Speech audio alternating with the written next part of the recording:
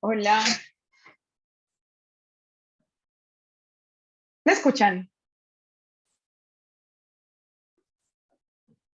Ah, excelente. Bueno, siempre se quedaron bastantes. Eh, les cuento un poquito la idea de esta charla. Va muy enfocada a cuál es el ciclo de vida. Porque yo soy panelista y los panelistas pueden ver la cantidad de participantes que hay, por eso sé cuántos estamos por acá.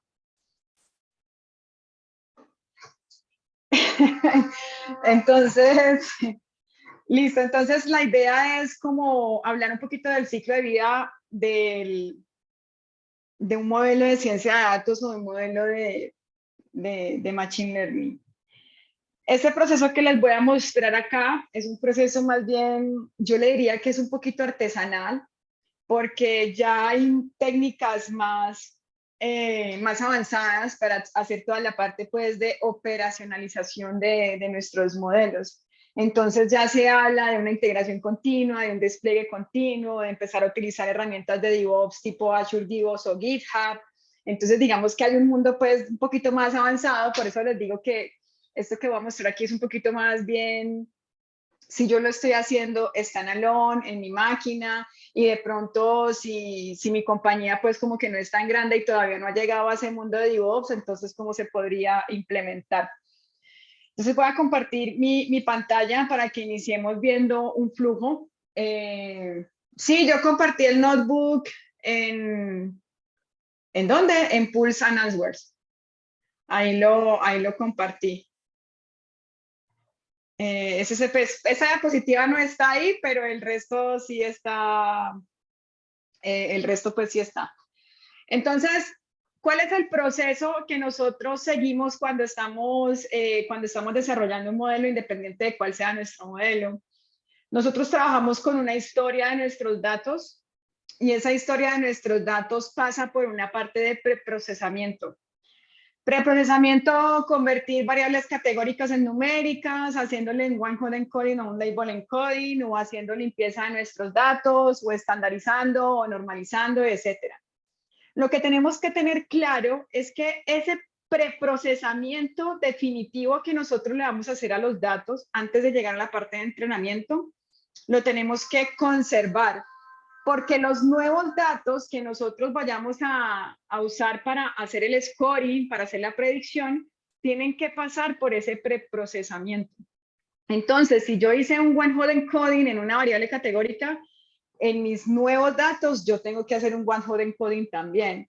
Si yo hice X transformación en los datos históricos, en mis nuevos datos tengo que hacer esa transformación. ¿Por qué? Porque el modelo fue entrenado con esas variables y el modelo espera esas variables. Entonces, de nuestra parte de nuestra historia, nosotros construimos un script de Python, un preprocesamiento. Eh, Cuando les digo que es artesanal es porque yo lo puedo hacer de dos maneras y depende del volumen de los datos. Yo puedo hacer mi preprocesamiento y ejecutar cada vez que vaya a entrenar, o yo puedo empezar a almacenar estos datos ya limpios para entrenar en una base de datos. Eso depende de lo que nosotros, digamos que de la capacidad de cómputo y de servicios que nosotros tenemos en nuestras organizaciones. ¿Listo? Entonces, Entonces, esa parte del procesamiento, muy claro qué actividades yo hice, que son las mismas actividades que tengo que ejecutar cuando tengo nuevos datos. Luego de que yo preproceso, yo puedo tener un script de Python que va a ser nuestro entrenamiento. Y es donde nosotros vamos a tener el código que va a coger estos datos que vamos a utilizar, entrenan el modelo y cuando entrenen el modelo, esto nos va a generar un paquete, nos va a generar una imagen, nos va a generar un empaquetado, que hay diferentes formatos, nos va a generar un empaquetado y aquí vamos a tener ya listo nuestro modelito, que es el que nosotros vamos a implementar después.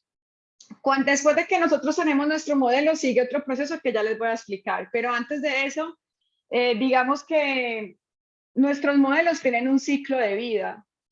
cuando nosotros hacemos un modelo, no quiere decir que ese modelo vaya a ser funcional por el resto de vida del negocio.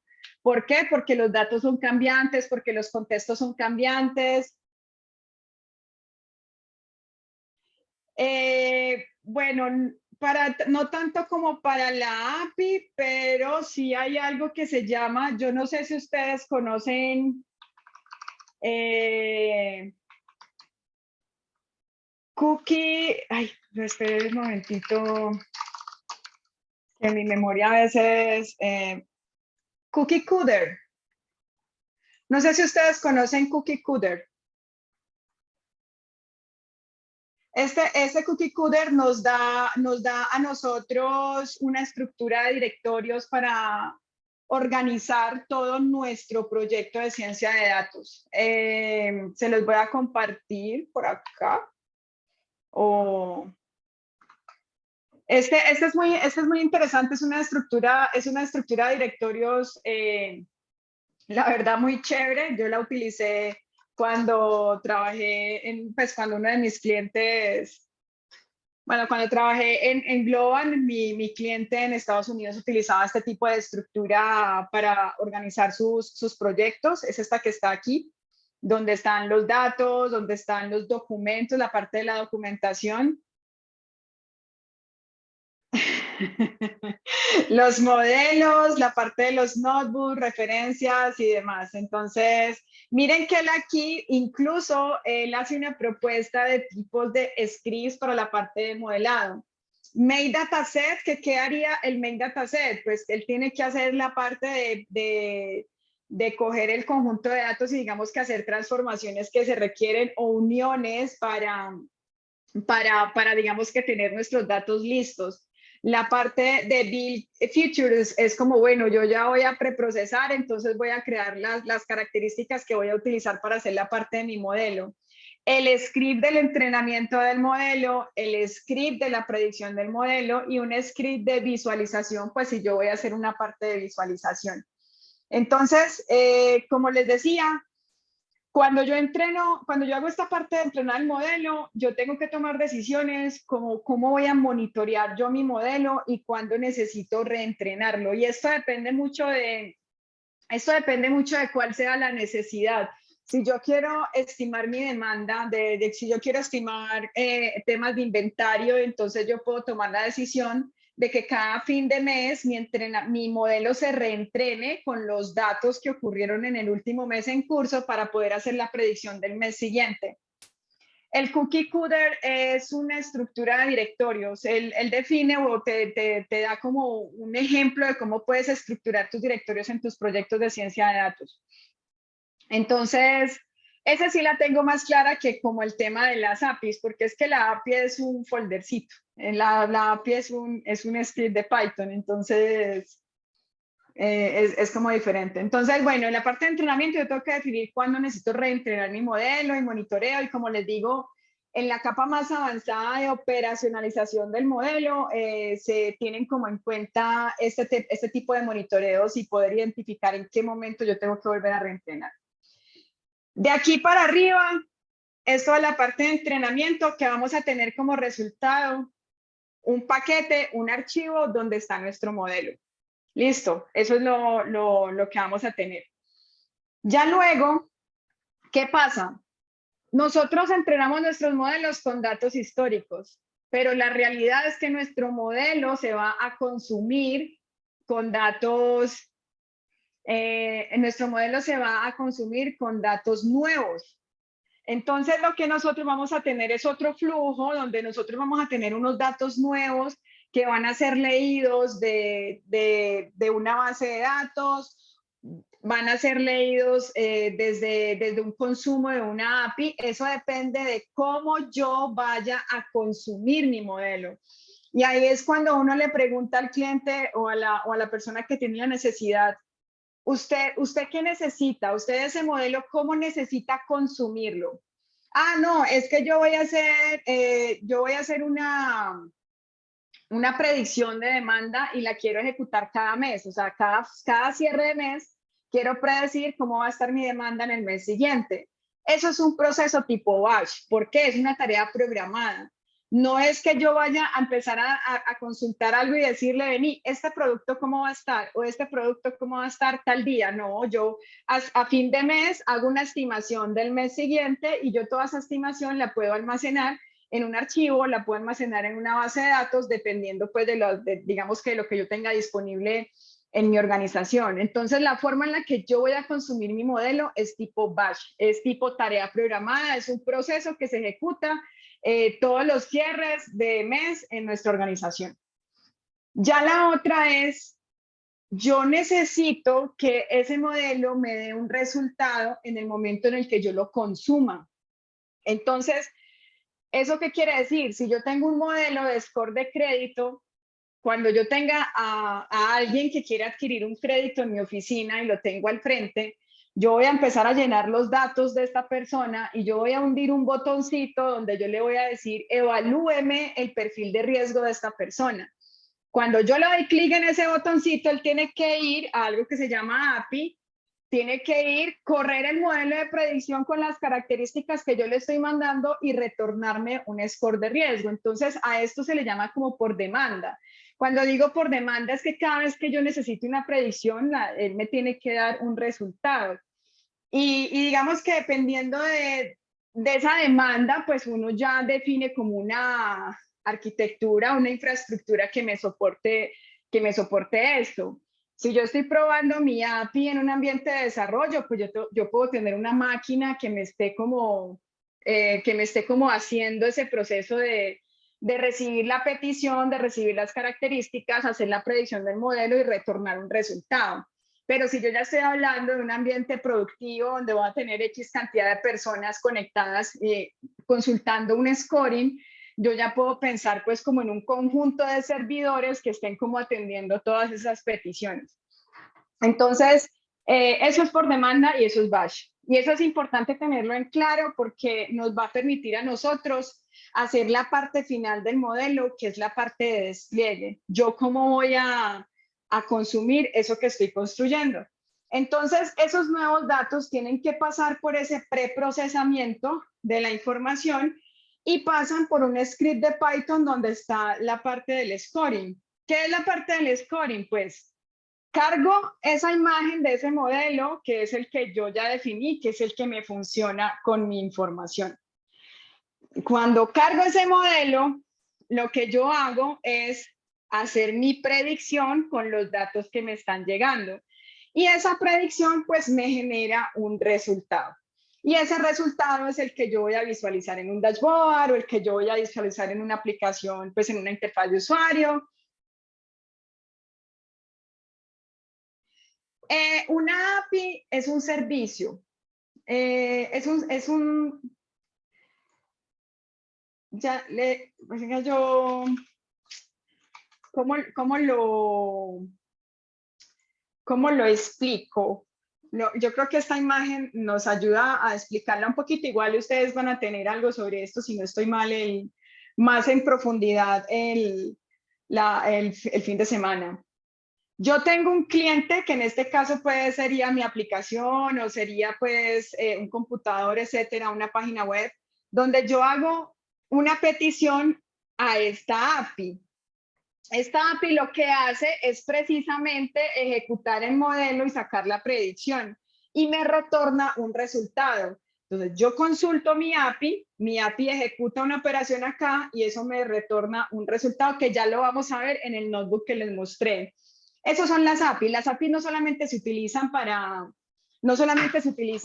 la parte pues, de consumir un modelo. Yo puedo utilizar, por ejemplo, la registraduría tiene una API. Cuando ustedes ponen la cédula y les piden la huella, uno está consumiendo pues la API de la registraduría donde les dice si la cédula de ustedes es un duplicado, es de un muerto, es de etcétera. Entonces les da más información. Pues, pero es cualquier servicio, no solamente un modelo, sino que yo puedo utilizarlo para temas de modelos. Entonces, eso es digamos que el ciclo de vida. Como les digo, es un ciclo de vida muy artesanal, porque ya hay una parte más avanzada que es operacionalizar y ya implica pues temas de voz y temas, digamos que temas más avanzados.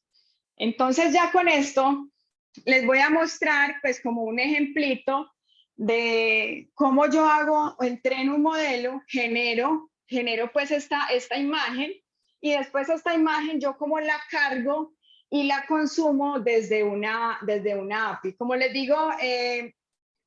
les dice ahí, pues Esteban, ustedes van a ver más a fondo pues el tema de las APIs este sábado. Entonces no vamos pues como a entrar mucho en detalle, solamente como para que vean la parte del funcionamiento.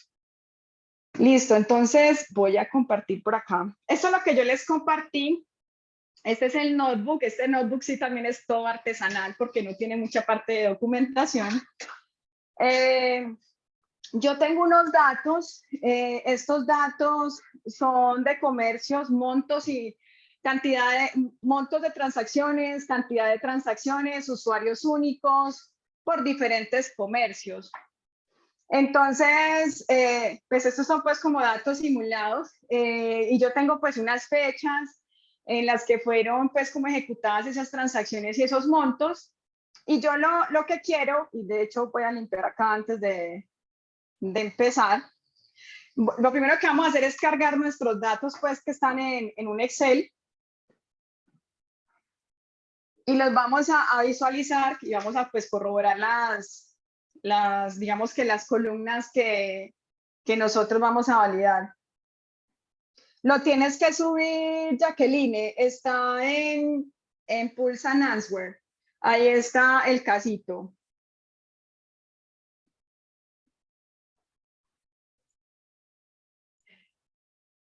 Listo, entonces, como les decía, estos son nuestros datos y nuestra variable de interés es poder hacer una estimación de la cantidad de transacciones que yo voy a tener.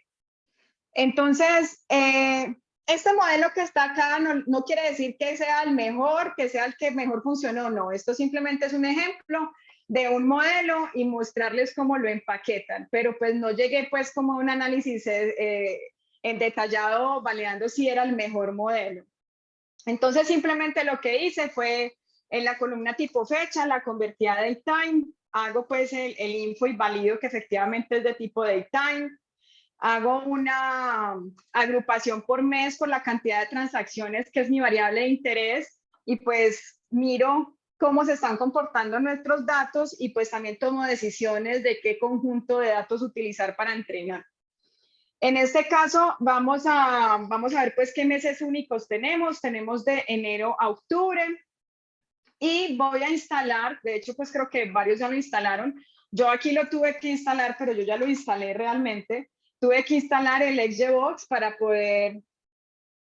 Sí, o sea, realmente este proceso lo pueden hacer con cualquier modelo. Yo escogí el XGBox y ya, pero pueden hacerlo pues con el que ustedes quieran.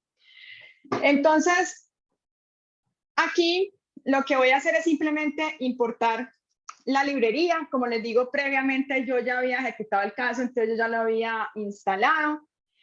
Voy a definir que mi índice va a ser la columna fecha. Voy a hacer un dummies de ese ID comercio porque es la variable categórica que nosotros tenemos, entonces la voy a volver columnar, voy a tener como una columna por cada uno de los comercios. Voy a simplemente alistar, guardar una variable con los comercios que tengo. O sea, esta primera parte, digamos que no es tan relevante, es como la parte que yo hago antes de empezar a entrenar. Y listo. Lo que yo quiero ver acá, por ejemplo, es para el comercio que termina en 17, cómo es el comportamiento. Entonces aquí empiezo a ver para mi comercio 17, que yo tengo información para enero, febrero, marzo, abril y mayo, tengo esta cantidad de transacciones que están aquí, los montos son los que tenemos definidos acá, estos son los usuarios únicos, esa transacción se realizó en semana, se realizó un festivo, se realizó una quincena, pues que son variables pues que yo le puedo adicionar a mi dataset conociendo la fecha, etcétera. Entonces aquí yo simplemente hago un método que se llama crear características, donde yo le digo lo que yo quiero utilizar para mi modelo. En este caso, yo le estoy diciendo pues que me deje una columna fecha, que me deje la columna del día de la semana, que me deje la columna del día del mes. Pues esa información la extraigo pues de la columna fecha. Y pues a la final es lo que me va a retornar. Me va a retornar es la X, que es la X, el día de la semana, el día del mes, la semana, como las características que yo quiero utilizar para entrenar mi modelo. Entonces, ya después de que yo defino esto, lo que yo voy a hacer es que voy a crear esas características donde le voy a decir, venga, mi dataset, coja mi dataset, que de ahí me va a extraer las X, que son las que me interesan, y me va a colocar como label las transacciones. Entonces, eso lo que está haciendo es transformándome en DataFrame y dejándomelo listo para la parte de entrenamiento.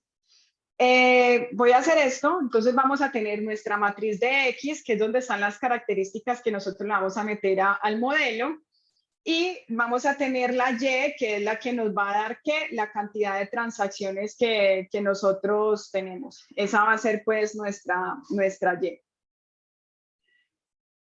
Hago un particionamiento de los datos. Voy a decir que el X-Train va a ir desde junio hasta agosto y voy a decir que mis datos los voy a probar desde septiembre en adelante. Si ustedes se pueden dar cuenta, no cogí los primeros datos. Y no cogí los primeros datos porque si vemos acá, tenemos las transacciones muy bajitas y como no conocemos qué pasó ahí, entonces yo voy a entrenar con lo que tengo, como en el momento en el que yo estoy viendo que se me normalizaron un poquito los datos porque sé que octubre no lo tengo completo. Entonces, defino pues cómo voy a hacer la partición de mi X, cómo voy a hacer la partición de mi Y, y pues acá tengo mi matriz de entrenamiento y tengo mi serie, que es la que me define cuántas transacciones tuve digamos que por cada uno de los comercios en las respectivas fechas. Ya lo que voy a hacer acá es definir mi mes de bus de tipo regresor, porque yo quiero estimar la cantidad de transacciones que yo tuve.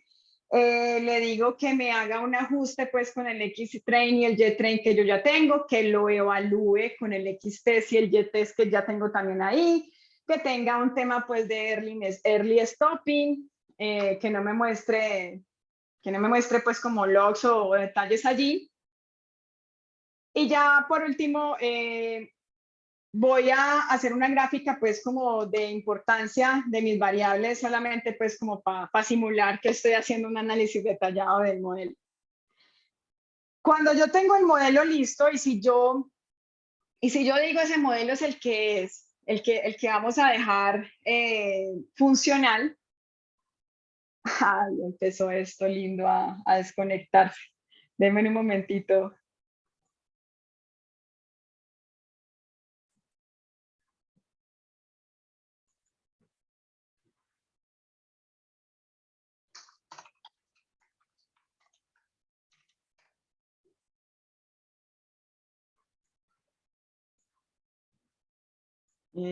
Ya. Entonces, cuando yo digo, este es mi modelo, está listo, ya lo quiero utilizar pues como para producción. Entonces, miren que mi modelo está aquí guardado en una variable que se llama rec. Entonces, lo que yo hago, yo puedo utilizar, esta es una librería, hay digamos que otras formas que se pueden utilizar, pero esta es una. Yo puedo utilizar el joblib. Y lo que hago yo en joblib es salvar mi modelo. Entonces yo hago un DOM, pues como una imagen, como un empaquetado de ese modelo que yo tengo acá en la variable el rec. Y ese modelo pues lo voy a colocar una variable que se llama model.data. Cuando nosotros ejecutamos esto, vamos a ver que en nuestro explorador de archivos tenemos model.data y pues que fue creado hace poco. Ahí ya está empaquetado el modelo que nosotros queremos consumir. Entonces, ¿ahí qué sigue? Yo lo que tengo que hacer es cómo voy a consumir este modelo. Antes de entrar a explicarles o mostrarles el funcionamiento de la API, ¿Cómo hago yo, pues, como para utilizar ese modelo? Entonces, yo lo que tengo que hacer es que así como tengo del job lib un método que se llama do, que me crea la imagen, de job lib yo tengo un método que se llama load, que me carga una imagen que yo creé. Entonces, aquí voy a cargar ese modelo que yo salvé en ese archivo. Ese modelo me queda aquí en esta variable que se llama model XGB. Entonces ya lo que yo puedo hacer allí es empezar a utilizarlo como nosotros utilizamos los modelos para predecir. Yo tengo el Xtest y acá voy a mirar en el Xtest, pues yo tengo varios registros, voy a ver solamente uno, voy a ver el primerito y yo le voy a decir a ese modelo que acaba de cargar, pues la idea es que ustedes lo hagan pues con datos nuevos o pues yo aquí yo ya los tengo pues listos y organizados, pero yo lo que le voy a decir a ese modelo es, hágame una predicción de este Xtest, lo que yo tengo pues en la lineecita, en la primera lineecita, en el head, pues en la posición 1. Entonces, cojo la variable, le hago el punto predict y le mando las características. Como les decía, las características tienen que ir formateadas tal cual como nosotros lo hicimos en la parte de preprocesamiento. Entonces, si yo el modelo lo ejecuté con 10 columnas, le tengo que mandar 10 columnas. Y si el modelo lo ejecuté con 10 columnas, digamos que con cierta tema numérico, pues tengo que mandarlo igual, con esa misma escala. Si yo normalizo los datos, si yo hago algún tipo de operación de estas, pues lo tengo que mandar igualito. Entonces, acá le vamos a decir que haga la predicción y miren que él aquí lo que hace es que me retorna un array donde está el valor que él me está prediciendo. Él me está diciendo que para estas características que yo le estoy mandando, el valor estimado de transacciones que va a tener va a ser de 1325. ¿Sí? Y si yo quiero ver, pues, si es cercano, pues, el valor, yo puedo ver el YTS, que es el que tengo como referencia, y pues aquí me está diciendo que es 1912. O sea, que se está descachando como en 600. Pero como les digo, aquí no profundicé en que fuera el mejor modelo. Solamente es como para mostrarles, yo hago la predicción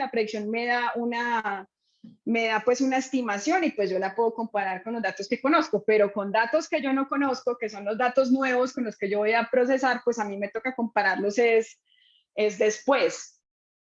Entonces, hasta aquí queda claro cómo, hasta aquí queda claro cómo cogemos nuestro modelo, lo volvemos un archivito y cómo lo podemos volver a cargar y para utilizarlo hacer una predicción. Listo, perfecto. Entonces, vamos a ver cómo se construye una API para usar ese modelo. Entonces, miren, esta es una estructura pues de API que se utiliza utiliza Flask.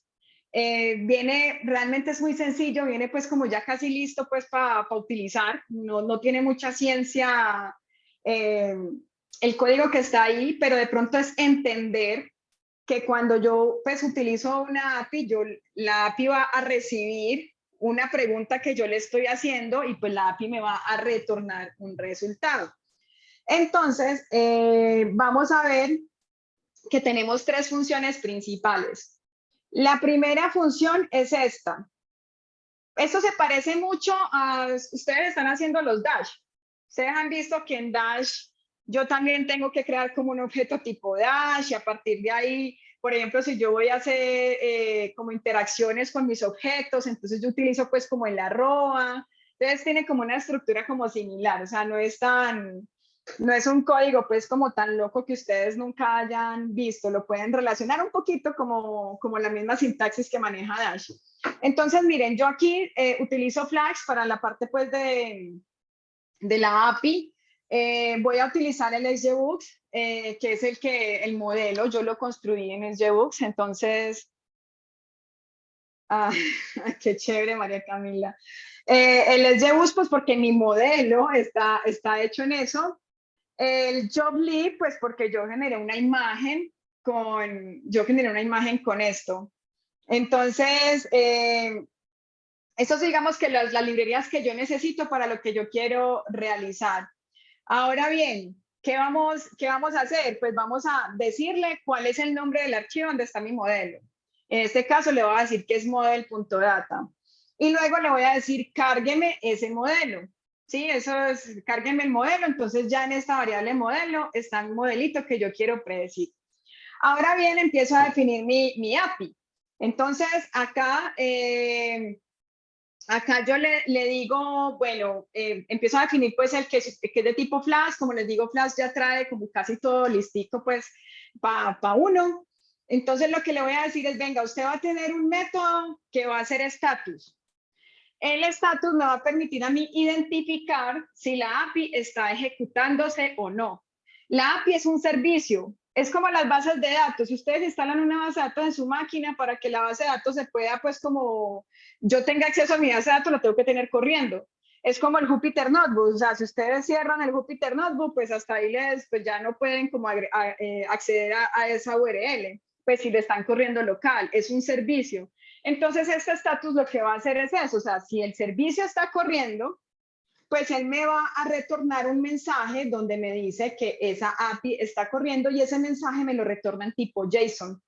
Entonces, yo lo que hago es, aquí creo mi mensaje, ese mensaje, miren que lo estoy como, yo no sé cómo sería la forma correcta de pronunciarlo, pero es como volviéndolo JSON, JSONificándolo, algo así. Entonces cojo este mensaje, cojo este diccionario, parseando, sí, también lo parseo al JSON.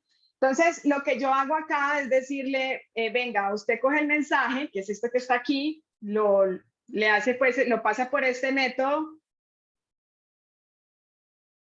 el de estático, estatus. Yo es que estático, yo cuando mencioné estático.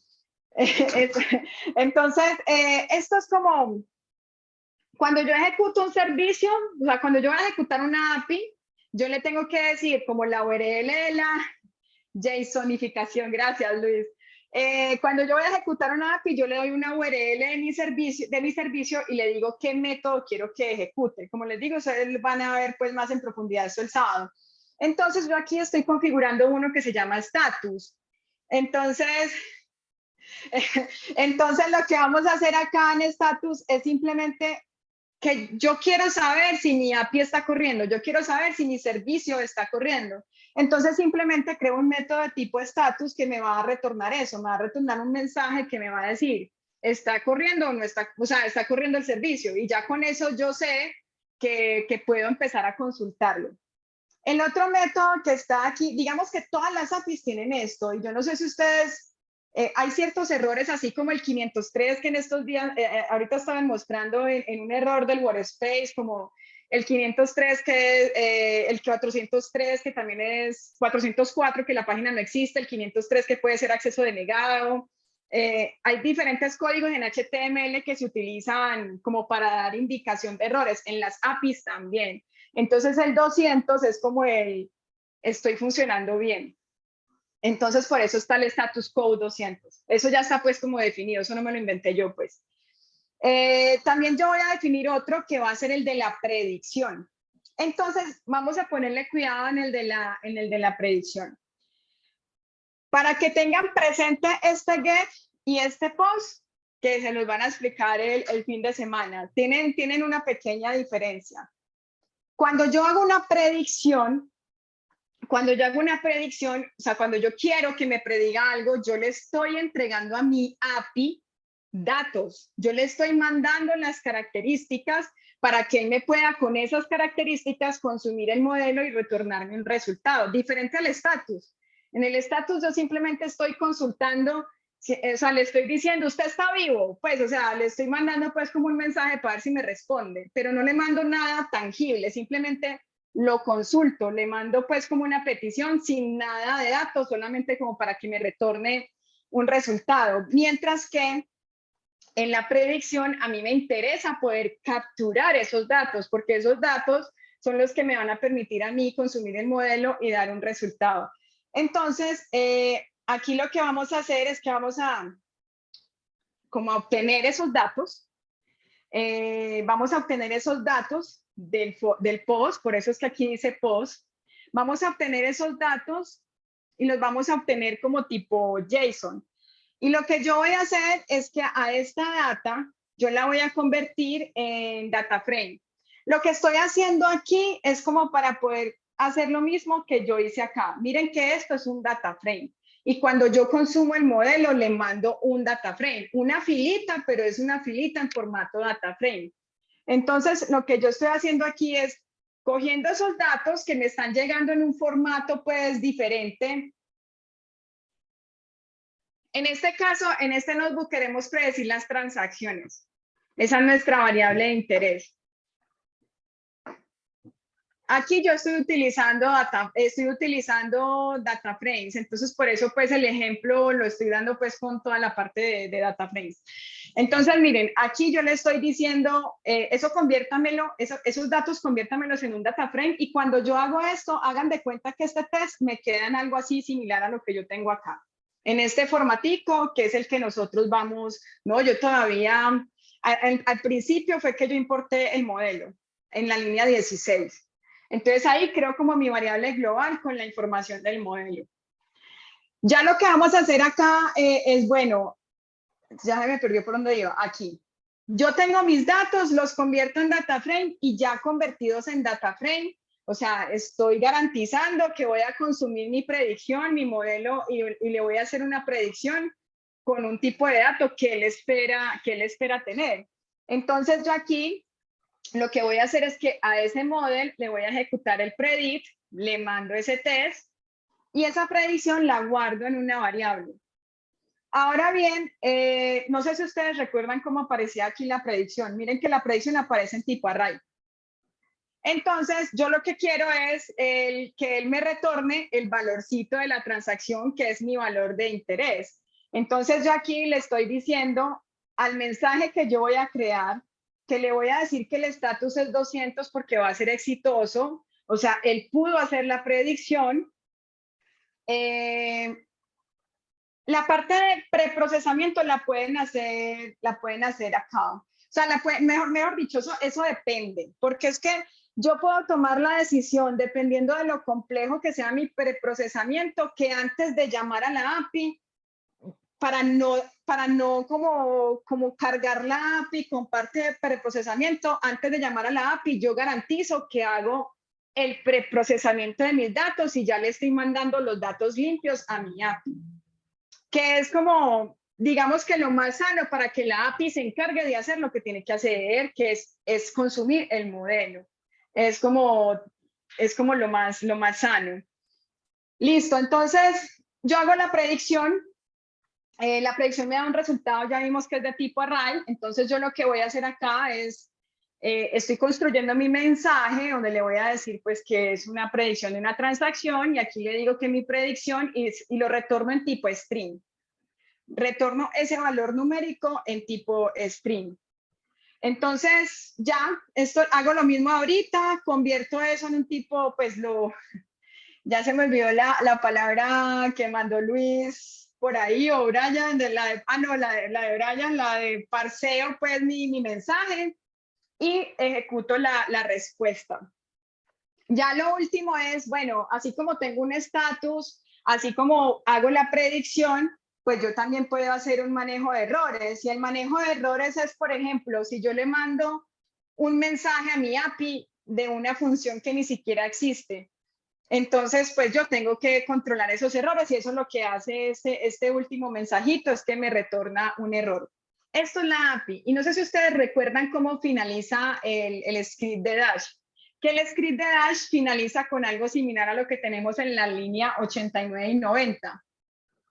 En este caso, mi método es api.run, pero cuando ustedes van a ejecutar un dash, es un método similar a este, donde ustedes también le pueden definir el puerto donde va a correr el servicio. E incluso le pueden decir al dash que haga de tipo debug o no. Entonces, miren que es muy similar, porque es que a la final dash es también un servicio. Cuando yo ejecuto un script de Dash, es un servicio que en este caso pues nos da una URL y nos da un dashboard pues que estamos construyendo lo más de bonito. En este caso es un servicio también, nos va a dar una URL pero pues no nos va a dar un dashboard, una visualización, sino que nos va a dar un servicio que nosotros vamos a poder consumir y ahorita vamos a ver cómo lo consumimos. ¿Cómo ejecuto yo la API? Como ustedes ejecutan el dash. Entonces nosotros nos vamos acá para la terminal. En la terminal voy a ingresar a donde está mi carpetica y aquí simplemente le voy a decir que me ejecute el script de Python. Como yo lo estoy ejecutando aquí, pues él me queda ahí pues como levantado, así como ustedes lo hacen en Dash. Y me está diciendo que está en uso. Eso es porque yo lo abrí ahorita. Esperen un momentito.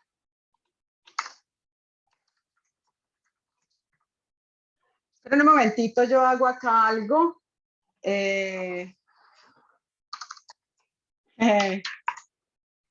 Sí, voy a anotar el servicio que yo había abierto ahorita para que me deje ejecutar el mismo. Bueno, entonces no le pongo -9. Amo el kill -9, no le voy a poner el -9. 2867. Miremos que ya. No, pero es que sigue 20179. Es que hay veces que no me lo mata. Por eso me gusta el.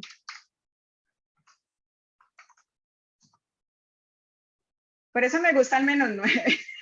Porque no me lo ha querido matar. Entonces. Ya no, ya me da hasta miedo hundir el kill -9, pues, porque me hicieron bullying ahí.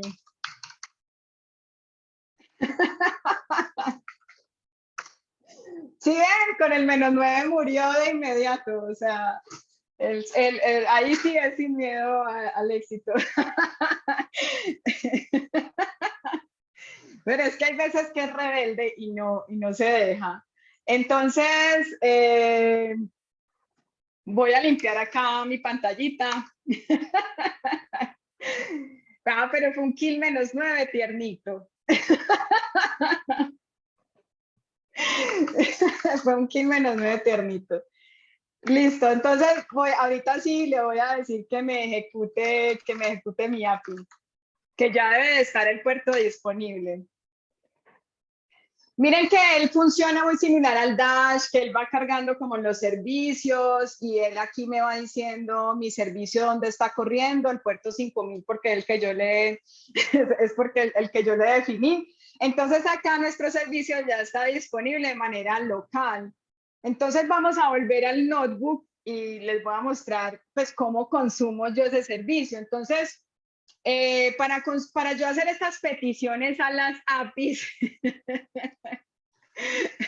no, yo soy una madre calificando. Voy a consumir una API, utilizo la librería requests. Entonces, vamos a importar la librería y voy a crear dos métodos. Un método es el que me haga el chequeo del estatus.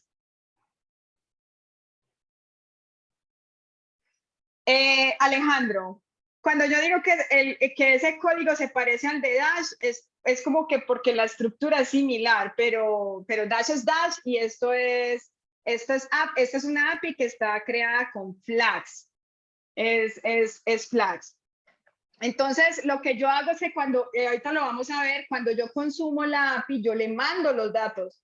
O sea, cuando yo quiero hacer mi predicción, yo le mando qué datos quiero que él prediga. No están dentro de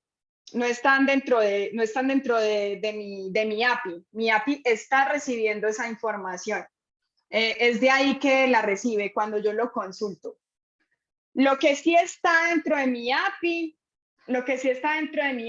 es el modelo. El modelo yo lo estoy cargando ahí. Listo, entonces voy a crear una función que simplemente le entra una URL y yo quiero que me chequee, si esa URL está funcionando o no, o sea, si esa API está funcional. Eso es lo que hace esta primera función. Y la segunda, que aquí dice predict emotion, pero pues realmente no va a predecir una emoción, sino que este material lo construí con base en otro que yo encontré que era de predicción de sentimientos de imágenes, pero yo quería hacerlo, pero con este tipo de escenario de regresión, entonces se me olvidó modificar el nombre de la función. Es Predict Emotion, pero realmente va a predecir las transacciones y acá le mando la data, que es la que yo quiero predecir, la URL, y pues aquí esto es como esos parámetros que tengo ahí si quiero que me muestre el resultado o no. Entonces, miren lo siguiente, miren la forma en la que yo cojo la data. La data, ahorita vamos a ver en qué formato en qué formato la estoy mandando. O sea, yo la mando en tipo data frame, pero pues la convierto a diccionario. Hago esta conversión para mandarla a mi API en formato JSON. Pero ya, eso es bullying. Todo eso es bullying. No voy a seguir. Entonces, ¿quién tumba la API? Uy, ¿cómo así? Eso también es bullying, Oscar. Entonces, lo que yo hago es que cojo mi data frame, lo convierto en diccionario, porque pues digamos que lo que yo voy a mandar a mi API es un JSON, que después allá vuelvo y transformo, pues. Entonces, aquí hago un request.post y le digo la URL y le mando cuál es mi data. Miren que aquí es donde yo le estoy diciendo qué data quiero yo que usted me prediga. Pues aquí lo que hacemos es capturar la respuesta y ya por último lo que hacemos es que nos retorne esa respuesta. Entonces voy a ejecutar esto y lo primero que vamos a hacer es chequear el estatus de quién, de esta API que acabamos de crear. No tiene token. Ah, sí, de pronto sí. Entonces miren que cuando yo la consumo, este mensajito es el que yo les mostré allá en el método, que es el que nosotros construimos, donde estamos diciendo que la API está ejecutándose. Ahora bien, lo que voy a hacer es que de mi XTest, de mi data frame que yo tengo para probar, voy a coger un valorcito que va a ser el 0.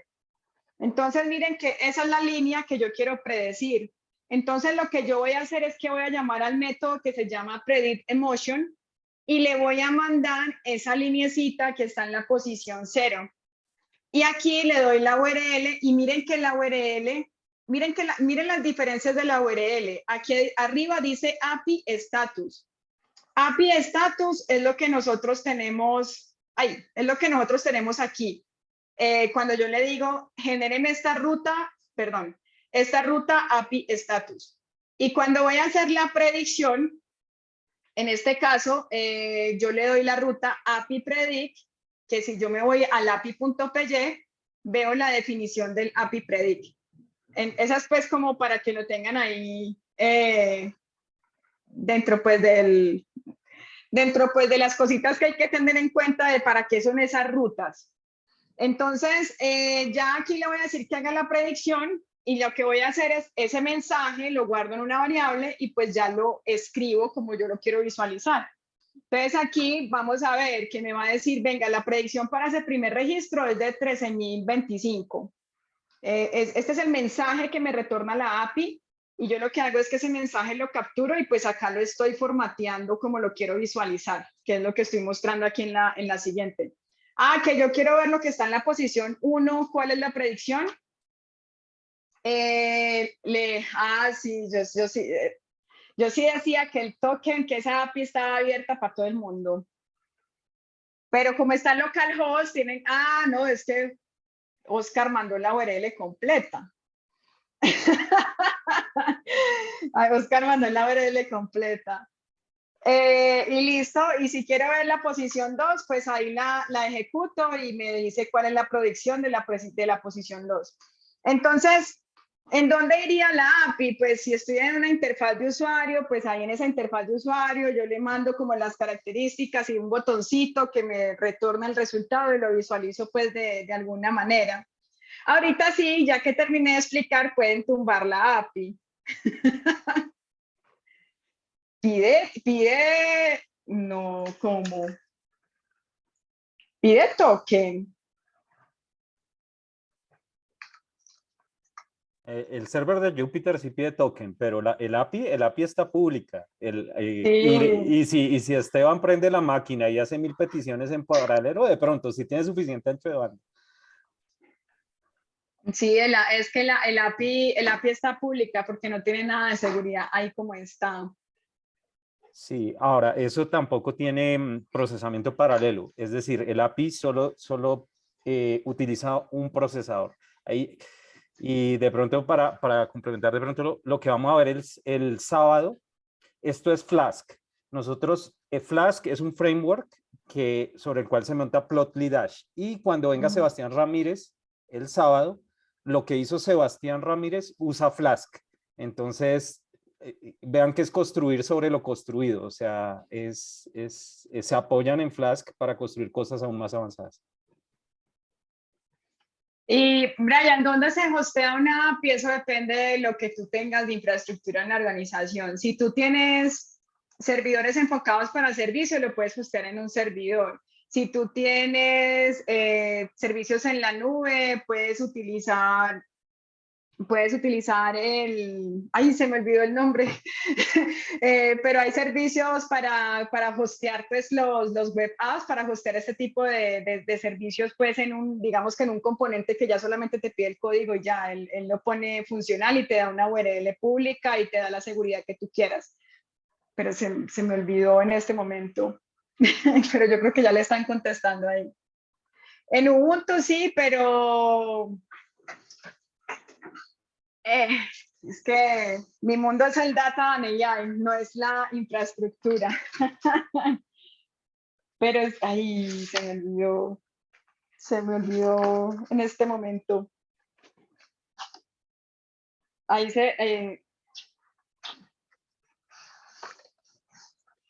sí, al gratín en la máquina virtual de Azure o de Google Cloud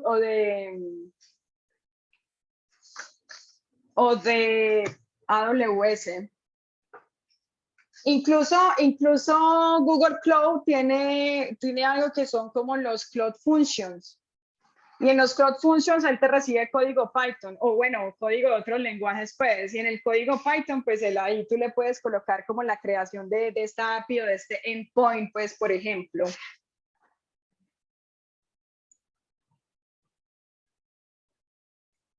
¿Cómo le ingresaría un dato?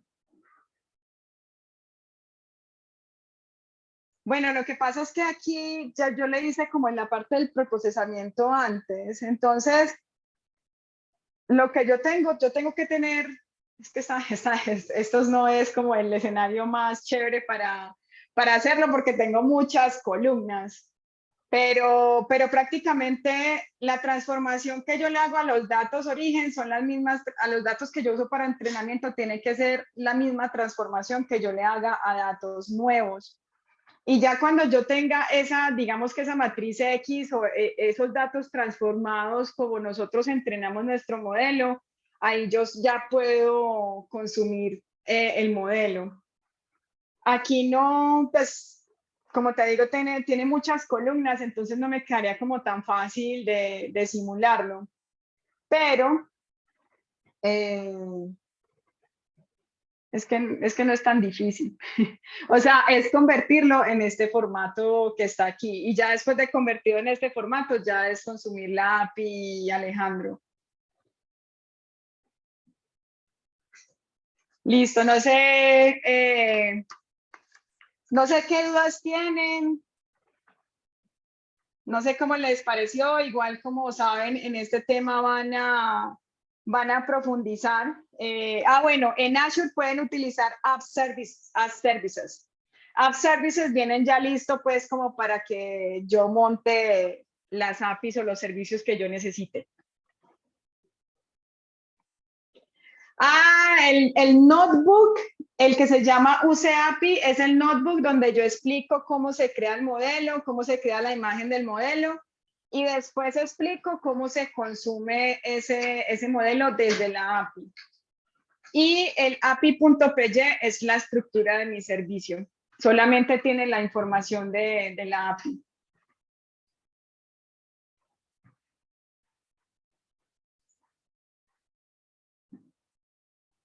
Y como les digo, el sábado van a complementar más con el tema de las APIs.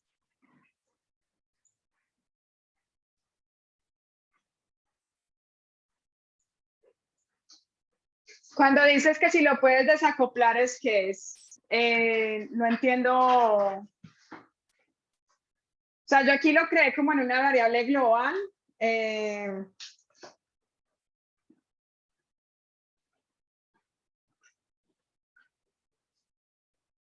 Por ejemplo, si ustedes, en este, digamos que esta línea hacia abajo, yo explico cómo consumir la API. Entonces, lo que les digo es, por ejemplo, si yo tengo que hacer un preprocesamiento de mis datos, yo puedo aquí en el predict, antes de hacer esta partecita, llamar a una función que me haga el preprocesamiento de los datos. O hacerlo aquí mismo, pues es que dependiendo de la lógica, que tengan.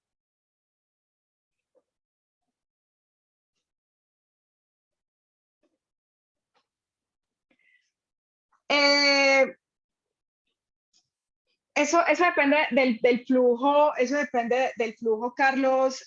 Por ejemplo, yo puedo tener una máquina, puedo tener un servicio, una ETL que se encargue como de hacer toda esta parte de preprocesamiento y me deje la información lista para ser consumida.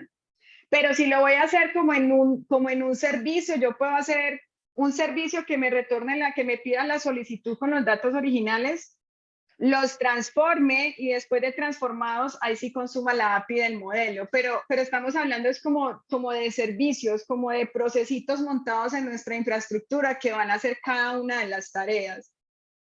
Y en el ejemplo del tipo Bash es más sencillo porque es que no necesito una API. En el de tipo Bash, yo lo que necesito es hacer algo como lo que tengo yo aquí. Yo cargo el modelo y después de que yo cargo el modelo, los datos que yo quiero probar, pues les hago el predict y almaceno esos datos en un archivo. Y ya no tengo que meterme con servicios de APIs ni de nada, sino que lo que tengo que hacer es que cada vez que yo necesite la ejecución de esa predicción, pues que sea una tareita programada, coja como todo ese bloque, haga la predicción así como con estas 3 líneas que estoy seleccionando aquí y me genere un archivo resultado. Ese es el tipo Bash. El más complejo es API. Gracias, Manuel. Las tareas programadas se hacen a nivel de sistema operativo o a nivel de servicios, pero pues digamos que si estamos hablando de Linux, ustedes pueden utilizar el cron tab. Si estamos hablando de Windows, hay un servicio de tareas programadas. Les voy a compartir acá, no tengo pues así como mucho material, pero en sistema operativo yo puedo crear contacto, pero como les digo, eso depende mucho de la arquitectura que yo tenga, porque es que si yo tengo, por ejemplo, todo orquestado con servicios en la nube, por decir algo, un Azure Data Factory o yo lo que le puedo decir es, si usted detecta que hay datos nuevos en un storage, entonces vaya y ejecúteme el entrenamiento del modelo y vaya y ejecúteme este flujo. Entonces, cuando yo les digo cron tab es digamos que muy artesanal. Si yo lo voy a ejecutar en mi máquina y voy a crear una tarjeta programada en mi máquina o mi infraestructura es como pequeña, eso depende pues de cuál vaya a ser mi entorno final y de lo que yo tenga en la organización. Normalmente esa automatización como de todo ese proceso no está a cargo de nosotros, está a cargo de las personas de infraestructura. Nosotros lo que hacemos es entregarles los scripts y decirles cómo los tienen que programar. No es como tan, no, pues bueno, al menos dependiendo de la organización, a menos de que uno sea el todero, pero si hay personas pues encargadas de infra, ellos son los que se encargan de hacer eso.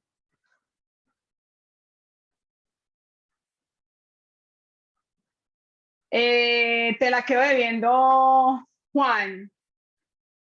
te la quedo debiendo porque digamos que dentro del proceso para monitorear el modelo, pero ya digamos que hablando más de alto nivel de la parte de DevOps, cuando yo entreno un modelo con nuevos datos, yo puedo dejar una trazabilidad. Crontab es para correr localmente a nivel de servidor. Cuando yo ejecuto un modelo a nivel de DevOps y yo hago un entrenamiento, yo a los modelos les puedo dar una trazabilidad como un log de que me guarde las métricas que a mí me interesa evaluar. Métricas, entiéndase, por ejemplo, el tema de la precisión. Pues yo ejecuté este modelo. Es más, los modelos a nivel operacionalizados, los modelos manejan versionamiento como los códigos de nosotros puestos en GitHub. Así como nuestro código maneja un versionamiento, nuestros modelos también pueden manejar un versionamiento. ¿Para qué? Pues para yo tener como una trazabilidad de la historia del ciclo de vida de nuestro modelo y pues si yo tengo que devolverme a una versión anterior, poderlo hacer. Pero pues como les digo, esto es más como para en este momento cultura general porque es algo más avanzado.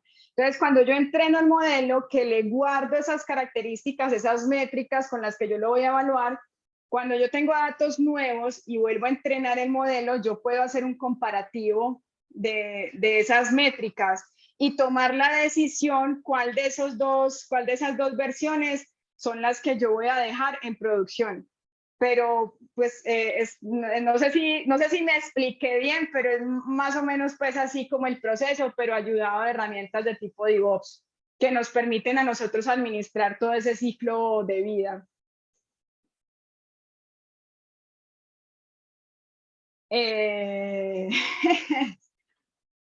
Alguna ruta de aprendizaje, estudiar mucho la parte de los datos. Sabes que en la parte de Data Engineer hay capacitaciones buenas, hay Data Engineer for All, Oscar. Creo que sí hay un entrenamiento de Data Sí, Engineer. sí, este año hicimos Data Engineer for All en Estados Unidos. Entonces, Así que gánese en el premio. Sí, sí, pero igual ese programa, mejor dicho, ustedes están en el mejor programa. Hay TAs que vienen y me dicen que DS4A Colombia es Data Science y casi Data Engineer al tiempo. La verdad, sí, porque es que como digamos que todas las preguntas que han hecho, hay muchas preguntas que van del Data Engineer, o sea, hay organizaciones donde a nosotros nos toca hacer de todo, pero pues hay otras organizaciones un poquito más grandes, que tienen equipos más grandes y pues tienen los roles muy bien definidos. El Data Engineer, el Data Scientist, el Developer, que es el que hace pues las APIs, los despliegues, la parte que administra la infraestructura, los de DevOps. Entonces, eso es más como dependiendo del tamaño de la organización. Listo, yo siempre me extiendo más del tiempo. Les iba a decir que robar una hora y se pasó más de una hora. Entonces, no sé, creo que ahí podemos dar como finalizado. Vale, como siempre, muchas gracias, Anita. Hoy me salvaste la vida acá. Con gusto. Entonces, agradecerte mucho y a todos extenderles la invitación. Mañana tenemos una speaker muy especial, es una mujer de Globan que nos viene a acompañar y el sábado con Sebastián y con los TAs estamos preparando algo especial de FastAPI. Entonces, denle duro a los proyectos y porfa, pues no se pierdan esta charla si pueden. Sin embargo, la prioridad es los proyectos, porfa. Esa es la prioridad. Entonces, chao a todos, feliz noche y nos vemos mañana. Bueno, chao, feliz noche.